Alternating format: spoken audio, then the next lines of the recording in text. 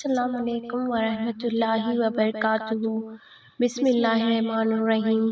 اے بنی اسرائیل، تم میری وہ نعمت یاد کرو جو میں نے تم پر انعام کی، اور بے شک میں نے تمہیں سارے جہانوں پر فضیلت دی تھی۔ اور اس دن سے ڈرو جب کوئی شخص کسی شخص کے کچھ بھی کام نہیں آئے گا، اور نہ اسے کوئی بدل قبول کیا جائے گا، اور نہ اسے کوئی سفارش نفع دے گی، اور نہ ان کی مدد ہی کی جائے گی۔ اور جب ابراہیم کو اس کے رب نے چند کلمات کے ساتھ آزمایا تو اس نے انہیں پورا کر دیا۔ اللہ نے کہا، بے شک میں تجھے سب لوگوں کے لیے امام بنانے والا ہوں۔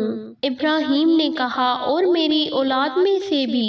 اللہ نے کہا، میرا عہد ظالموں کو نہیں پہنچے گا۔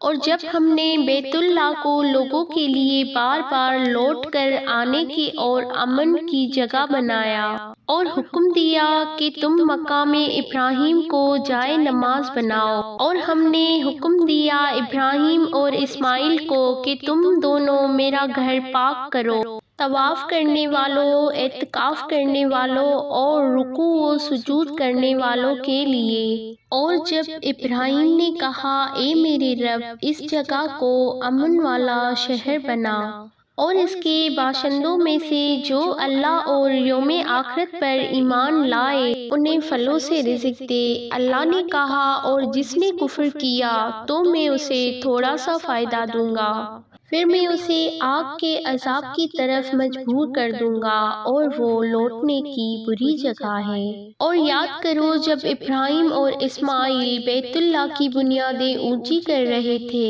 اور دعا کر رہے تھے، اے ہمارے رب، تو ہم سے یہ نیکی قبول کر لے، بے شک تو ہی خوب سننے والا، خوب جاننے والا ہے۔ اے ہمارے رب، اور ہم دونوں کو اپنا فرما بردار بنا، اور ہماری اولاد میں سے بھی ایک جماعت کو اپنا فرما بردار بنا، اور ہمیں ہماری عبادت کے طریقے سکھا، اور ہم پر توجہ فرما، بے شک تو ہی بہت توبہ قبول کرنے والا، بڑا رحم کرنے والا ہے۔